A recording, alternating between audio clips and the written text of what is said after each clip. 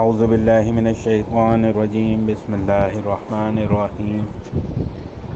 حضرت ابو ہریرہ رضی اللہ تعالی عنہ سے مروی ہے کہ رسول اللہ صلی اللہ علیہ وآلہ وسلم نے فرمایا، جانتے ہو مفلس کون ہے؟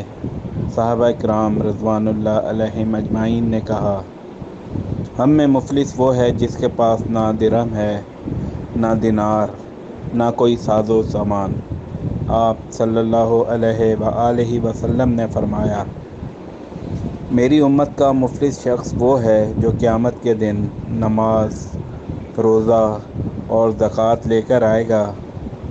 ایک شخص آئے گا جسے اس نے گالی دی ہوگی، کسی پر تہمت لگائی ہوگی، کسی کا مال کھایا ہوگا، کسی کا خون بہایا ہوگا، کسی کو مارا ہوگا۔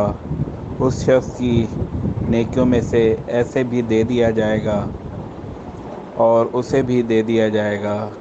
اگر اس کے ذمے لوگوں کے حقوق پورے ہونے سے پہلے اس کی نیکیاں ختم ہو گئیں تو ان کے گناہ اٹھا کر اس شخص پر لا دیے جائیں گے، پھر اسے آگ میں پھینک دیا جائے گا۔ السلسلہ 1313